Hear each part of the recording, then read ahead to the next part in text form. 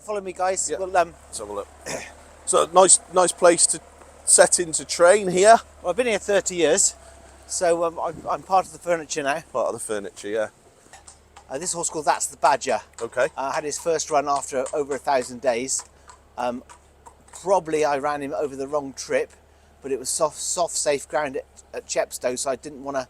Yeah. And it was over 2.5, so he's going on Thursday to Leicester in a 0 to 95 novices handicap hurdle. Okay. Heavy ground, right-handed. He did have a little bit of form for Henry Daly, and I think he's probably got some wins in him. I probably think he's well handicapped. So that's quite. When you're starting off of ratings of 90s, you've got somewhere to go, you know. Yeah, of course. Yeah, of course. And what the name of that one again was? That's the Badger. That's the Badger. And well named. And that's Charlotte. And that's Charlotte. And yard staff wise, how many have you got working in on the morning? Well, I have lots of part timers. When they're all in at the same time, it's brilliant. Yeah. Well, sometimes when they're not all in at the same time, it's not quite so good. But I'm pretty well staffed compared to a lot of people. We tend to have a relatively old-fashioned system. You know, we don't generally ride out more than 4 lots. We usually get it done in 3.5. Okay. So compared to some yards where they're 7s or 8s. Yeah, there's a lot of your lots being ridden. It's a completely different. It's old-fashioned. Excellent. So in front we've got McTavish. Okay. He ran at Blinder the other day. Yeah. On ground not too soft for him, Yeah. but he was very fresh. That's with Laura on. Okay. This big chestnut here he's only a 3-year-old. He's by Nathaniel. Oh, huge. He's absolutely massive. And then this is Formosa, who's been an absolute star recently as well. Okay, cool. So they're heading out towards the what we call the short gallop. Yeah. So we'll jump in the truck and head on.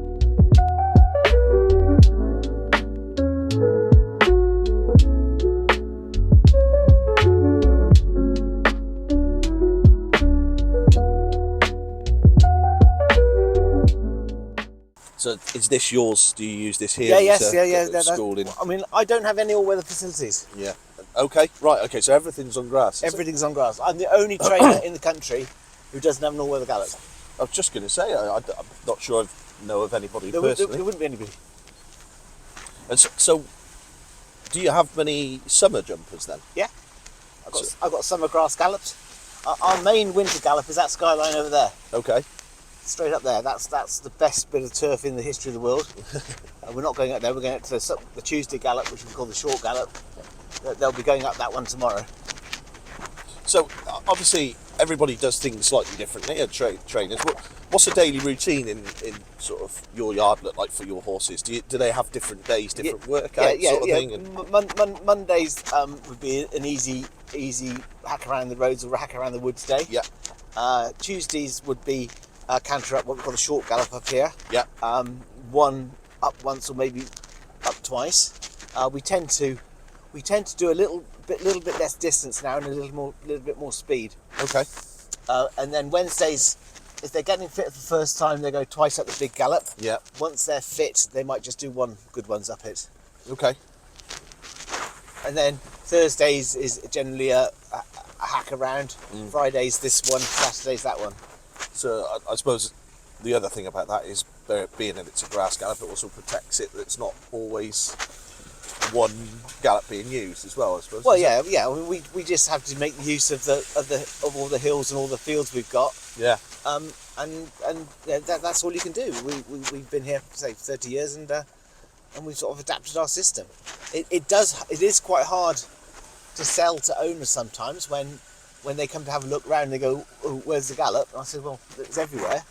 Yeah. Because it's not white railing everywhere and all weather, and they wonder that you actually got the facility to do it. But as we've proved time again, we can. Absolutely. That was the day when you were at Hereford with your book signing. Yes. So long ago. Yes. You had the winner of the last race. Is that right? Yeah, Formosa. Formosa, there on the right. Yes. Yeah. Did that feel like quite a special day in that instance? It was quite emotional because local track, a local trainer. We got lots of local support. It was the last race of the day. It was getting a bit gloomy, but the reception we got at the winners' enclosure, all the people shouting and cheering, and everything else was pretty terrific. Yeah, I actually watched it on the TV that day. I wasn't at Hereford, but what come through the TV for sure is it felt like there was a lot of people there. Yeah, it was. Yeah, it was absolutely. It was probably one of the best days they've had at Hereford for a long time. And that being your local track, you do seem to do very, very well there, don't you? Well, yeah, I mean, we don't travel miles generally, because we just have a limited number of horses. We can keep them all separate and keep them all local as well. Yeah. So when you have lots of horses, and you've got to separate them out. That's when you end up in Sedgefield and places like that. Would Hereford be your favourite track to go racing to, or would you have a favourite? Anywhere where I'm lucky. Yeah. Anywhere I'm lucky, and I love going to the anywhere local really. I love going to Ludlow. Yeah. So, do you like to work a more experienced horse next to the younger ones to help teach them a little bit? You've got to teach them. I mean, they don't learn anything canting around on their own, and you've got to teach them some speed. I mean, he's a long way off doing anything major yet. Do you say he's 3? 3, yeah. He's really big for 3, isn't massive. he? What's he likely to be 17 hands at least, I'd have thought. Oh, at least, yes. He's the biggest horse we've ever had, I'd say. Sometimes that can be difficult to train, maybe. Sometimes it can be, yep. I guess I'd say they can be a bit raw, can't they? Yep. So, I'd be interested. Obviously, I don't know you very well, Matt, at all. So, who's your sort of, I suppose, your friends and your inspirations in racing? Because you've obviously been in the game a long time. And yeah, I started out. My father was a dairy farmer. Okay. I went to agricultural college for a year. He did everything he could to put me off farming. Thank the Lord. And then I came up to. A friend of mine lost his driving licence and he worked for Mrs. Rymel at Kinnersley. Okay. And he was looking for somebody to help drive him around. Yep. And very famous racing area, Kinnersley. Yeah. We've been there. We've been to James's yard there actually recently. And so I came up here to work for Mrs. Rymel. That was 86, I think. I met my wife then out hunting with the Ledbury. Was there for the 3 years of her last 3 years. Celtic Chief was second in 2 champion hurdles. Okay. I wasn't there for Guy Bruce's champion hurdle, but I was there for Gala's Image won the Arkle. Okay. That was the time that Richard Linley dislocated his shoulder up the running. And then Mrs. Rymel retired, and I was very lucky to get a chance to go and work for Arthur Moore in Ireland as head lad. Well, really? Which was pretty. I'll never underestimate how lucky I was to get the gig. So I was head lad there for 3 years. For the last time he was champion trainer. He was probably the last old-fashioned trainer to be champion trainer. He doesn't train anymore, does he? He does a little bit, but he's getting on a bit. And so I was head lad when he was champion trainer. So Feroda was a really good horse back then. What was that like travelling around Ireland with those lads? And I should imagine some of the best days of your career, aren't they? Really, when you look back, it must have been so much fun. Yes. Oh God, yes. We used to go point to pointing on a Sunday and pub crawl back across Ireland. Yeah. On a Sunday night, and then you go nightclubbing, but there was certain there were still the troubles on in Ireland at the time. There were certain towns in Tipperary and stuff. We're not stopping you here, Matt. You're English, okay? Yeah. Tom Taff was riding all the horses, and Conor O'Dwyer and all those. Fantastic. It was pretty headless, to be fair. Some great times, I can only imagine. Yes. Wow. So then we came back here and got married and started here at Eastnor, and the rest is it. Well, I'll say, there've been plenty of times that when you start talking about the book later, look at the book. It all revolves around me starting, going into lockdown, thinking I'm 55 years old. Can I still be going when I'm 60? And at the time, things weren't going that well, and with the lockdown and everything else. And then it revolves to this spring, whereby we'd had the best season we'd had for a long time, and I signed up for another 5 years. So it's all gone. Then you're probably glad you did. Well, of course I was, 'cause I don't know what else I'd do. Yeah. So This is a way of life, isn't it?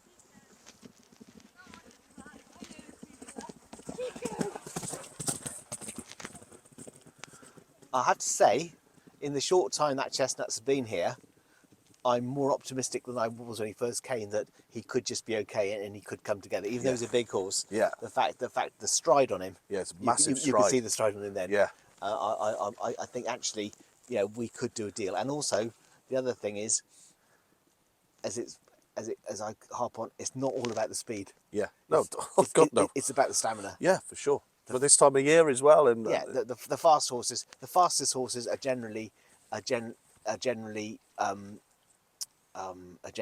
milers at home, and there's plenty of the slow horses are slow 2 milers. So that's what puts them. you must look around you sometimes and think how lucky you are. Yeah, all the time. I mean, when you've had a lifestyle like us, and we spend all day, every day outside. You no matter what the weather is, you just get up and do it. It's a bit like being a farmer. Yeah, sure. Except you're not in a nice flunky tractor, but with loads of aircon.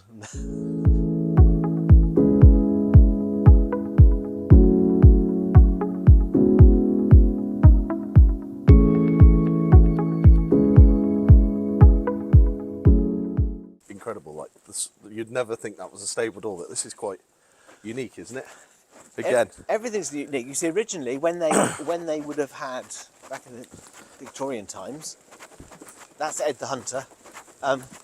Back in Victorian times, they would have had all the carriage ponies, and they'd have them all in stalls. right? So this is all they'd be in. Oh, yeah, look, backed into that. Well, no, forward facing. Okay. And they'd have a whole line of them, and the carriage ponies would be there. 'Cause around the corner where those garage things are, that's where all the carriages have been kept. Okay. So that's how it would have worked. Different days to what they do now. A lot of history around this place. Nathaniel, we just looked at. We haven't got him into the routine of being turned out in the field yet. So once we've got him really tired, one day we'll give him a bit of sedative and get him out with the others. But you have to just, it's timing. Yeah. This is a horse called a Jet of Our Own. Okay. He won the 2 mile chase at the Cheltenham Hunter Chase evening meeting. We're going to try and qualify him for Aintree Fox Hunters.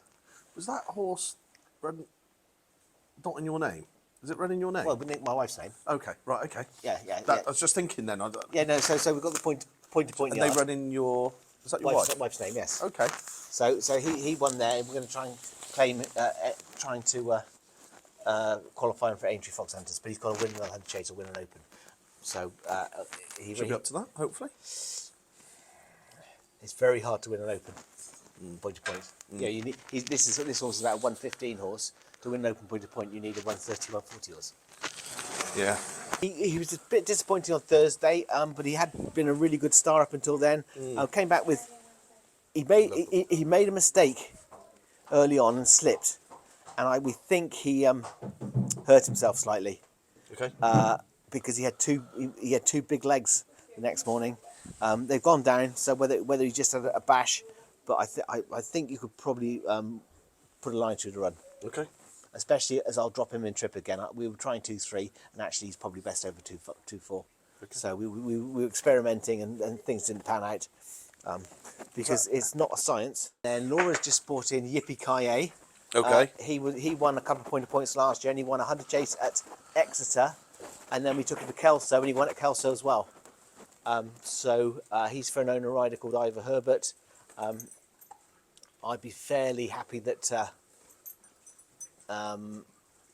he'd win some races this year. He's not quite Fox Hunter standard. Right. Okay. Yeah, he's got a rating of about 117. Say Fox Hunter, you need to go 140. Yeah. So he might switch under rules handicapping. But he's called Yippee-Ki-Yay, and his stable name's Bruce, because you know the movie, don't you? Yeah. Okay. I won't say the rest of it. Yeah. Stables. This is Newtonian. Okay. Yeah. He won at the Warwick last year. He's put it together 2 solid runs this season. Thirds and fourths, only beaten 3 lengths. He's got to have over 3 miles, and they have less and less long distance races. Yeah. They probably think there's a statistic that more long distance horses Okay. get hurt, but he'd go to Hereford on the 11th. But it's a 0 to 110 and he's only rated 86 or something. So yeah, it's going to be a step up in classroom. But there's nothing, literally nothing else. But he's he was only a cheap horse and he's been some great fun. He runs in the sort of red and some stripes, is that right? Sometimes he does, and sometimes he runs in Lost of Summer Wine, which is blue and yellow. Okay. And then sometimes he runs in Simon Gegg's old colours, the Irish tricolour colours. Okay. Because you can nominate, if you've got certain owners, Yeah. you can nominate colours and swap and change them. So I'm pretty happy with him. He's Nice big strapping type again, isn't it? Yeah, Got a lot of these types. at the moment, I've got lots of big ones. Yeah, sometimes it's completely the opposite. That's called Older Fleet. He ran not too bad in his first bumper at Hereford last week. He will win some races once he goes handicapping over hurdles. It wasn't a disgrace by a long way. And then this is Passing Kate. She's going on Thursday to Leicester. She's a course and distance winner at Leicester. She does like heavy ground. You got a few going to Leicester. 3, yeah, and that's the Badger. Yeah. Passing Kate and Johnny Mac. So she should be okay. She's a half sister to Olivia Kate, although not close at being anything like. And then this is a horse that I bought at Goresbridge there a couple of days ago. Okay. He's called. He's lovely. He's called Tracking Treasure. Did he come with this, Ruglibs? Yeah. Oh, good. He's called Tracking Treasure. He's by Casamento. Okay. He's half brother to quite a good Irish mare called the Mean Queen. That is a very well put together horse, isn't it? He's run 3. He's a 4-year-old. He ran 3 times in November, twice in 2 points, finishing mid-division, and then they ran him in a Ferry House bumper, which would have been a good bumper. He finished 7th of 7, being 18 lengths. That's not too bad. And J.D. Moore, agent, Yeah. contacted me, Matt, there's a horse in this sale, I don't think it's going to make very much. We picked it up for €6. And it's fit, ready to go, and it's schooled over fences. €6,000. Yeah. It's not very often you get a horse for that sort of money this day and age, is it? I don't know why it was so cheap, but JD said for the money this would be good value. So, and he's right. And it seems a nice ride. Yeah, it looks really well put together, as I said. Yeah. It's got a hell of a pedigree. Yeah. So, yeah, if it had a handicap mark, I'd be laughing, but it hasn't got a handicap mark, so I'm not sure which route we're going to go down with it. But it only arrived on Sunday lunchtime, so it's we just took them for a couple of little exercises, but Bit of time and see what you got. and I've got an owner for it already, so that's all part of the deal.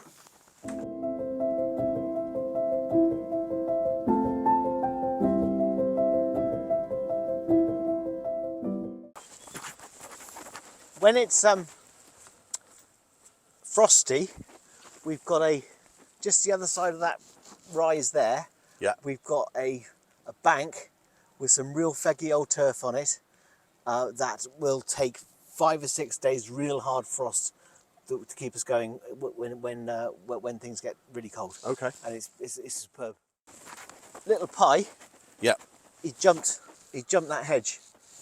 And there he was, stood outside the road. Did he go bolt off? Or? Yeah, he bolted off and he lucky he didn't hit any cars. But he jumped it just there. Jesus. I saw it happen. I thought, oh my God.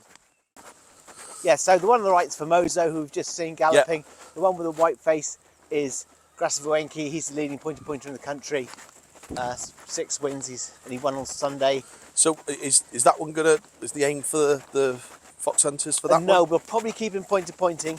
He's got lots and lots of miles on the clock, and I think he's better off being a big fish in a little pool.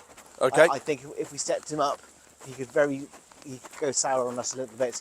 But he's so good in points. Yeah. And the fences in points are a bit smaller. Okay. And it sounds unambitious. And then the one the game's like winning, isn't it? Let's be honest. And then the one in the middle that's El Vergara. He won. Oh yes. He won 2. He won at Toxteth Ludlow. He went up £6 for his Ludlow run, which I thought a lot considering how far he didn't win by very far. But the horse that beat him when he was second at Toxteth was second at Doncaster on Saturday in quite a better race, and that went up 9 Okay. for finishing second. So actually we probably got away quite lightly. We've got maybe a few pounds Yes. left. That's McTavish.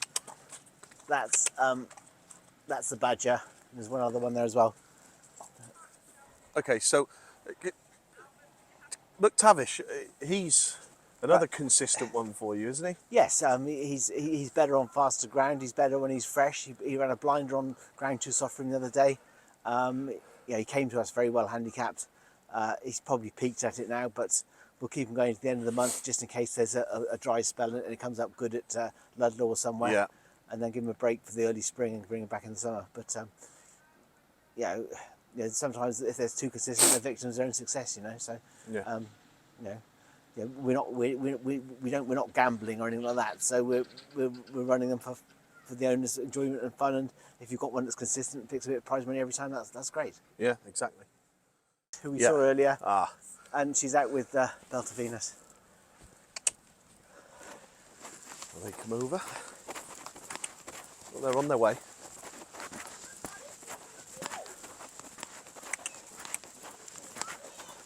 Morning. Morning, kid.